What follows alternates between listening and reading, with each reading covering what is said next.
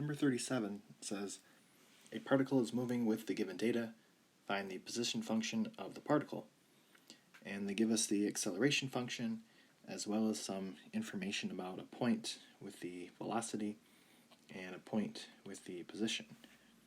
So we have dealt with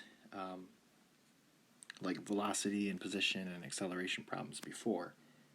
This is just kind of looking at it from the integration perspective. So before, when we've looked at it, we had, let's see, going this direction, you would be taking the derivative, meaning the derivative of position is velocity, the derivative of velocity is acceleration. So we can go in the opposite direction. So that would be integration. So in this problem, it's actually mathematically going to be similar to question 34, which we did.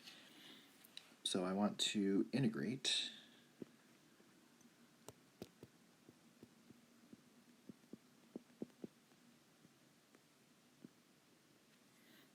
so my integral is going to be v of t is equal to 0.2 t squared all over 2 plus c.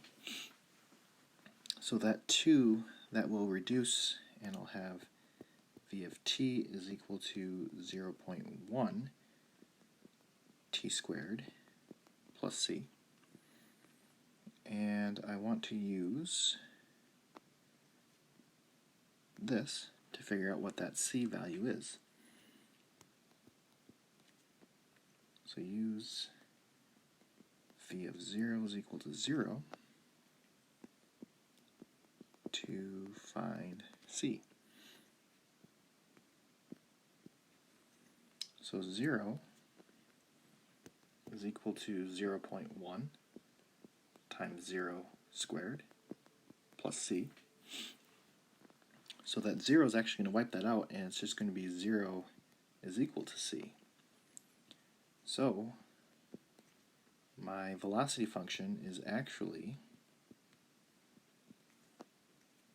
0.1 t squared with no constant. If you want to put the plus 0, you can, but it won't be there. So that is my velocity.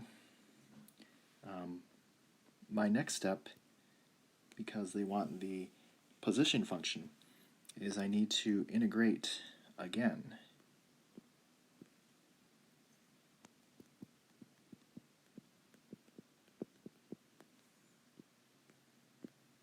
So if I do that again, then this becomes the position function, and that'll be 0.1 t cubed all over 3, and I need to put a plus c again. So this could be a different value of c. So then I want to use, let's see, let's pick pink. I want to use that.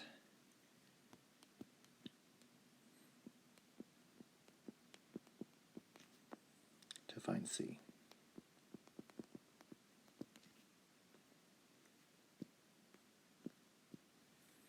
So 1 is equal to 1 over 30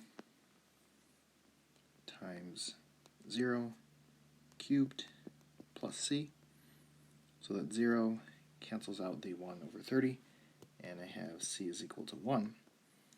So my final problem, or my final answer I should say, is s of t is equal to 1 over 30 t cubed plus 1.